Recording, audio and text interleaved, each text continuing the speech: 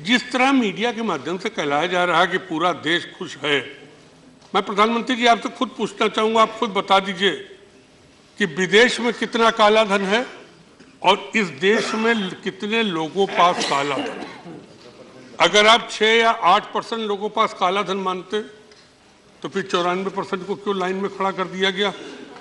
आज मैं पूछना चाहता हूं कि जिन उद्योगपतियों के पास काला धन है, कौन लाइन में लगा हुआ है, कौन नेता लाइन में लगा है, कौन आईएएस आईपीएस लाइन में लगा है, कौन आतंकवादियों को संरक्षण देने वाला लाइन में लगा है। लाइन में तो गरीब लगा हुआ है।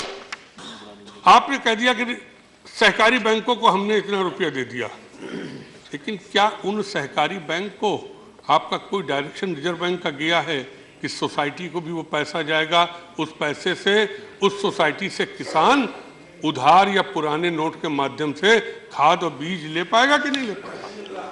तो ऐसा डायरेक्शन गया मैं बता दीजिए।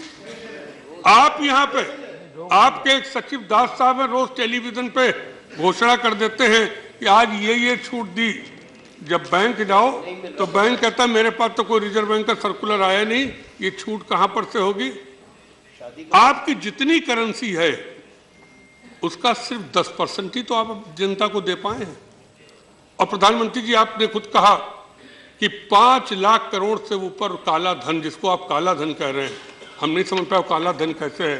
अगर आदमी जमा कर रहा है तो उस धन को हिंदुस्तान का धन माना जाना चाहिए।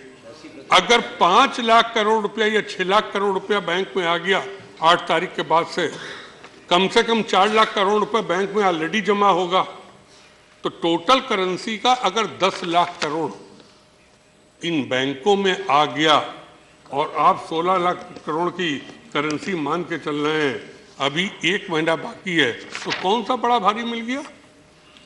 और विदेश में काले धन के लिए हम लोग पास तो व्हाट्सएप पे सूची आती है, वैसे रोज ही नई सूची आती है, उसमें किस किस के नाम आ जाते हैं समझ नहीं आता है। मैं तो कहूँगा आज आप ये भी डिक्लेयर करिए, अगर आपने इस देश में काला धन समाप्त करने का निर्णय लिया तो विदेश से काला धन कब आएगा ये भी हिंदुस्तान के लोगों को पता लग जाए। चुनाव के समय तो यही निर्णय हुआ था, चुनाव के समय तो यही बात करी गई थी। चुनाव के समय यह हुआ था कि विदेश से काला धन लाएंगे, हिंदुस्तान के काले धन की बात नहीं हुई थी।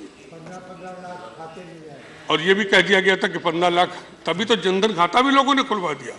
अब जनधन खाते में भी अगर कुछ रुपया 60,000 करोड़ रुपए कितना जमा हो गया, आज मैं अखबारों में पढ़ रहा था, जनधन खातों में जमा हो गया, तो यहां से आदेश निकल गया है कि अब जनधन खाते से कोई रुपया निकलेगा नहीं। यानी जिस गरीब को 15 लाख रुपए देने के लिए खाता खुलवाया गया था, बीजेपी के तो लोग ये भी नीचे प्रचार कर रहे हैं कि करीब 5 लाख करोड़ रुपया काला धन बच जाएगा, इतना रुपया छपवाकर सब गरीबों के खाते में जमा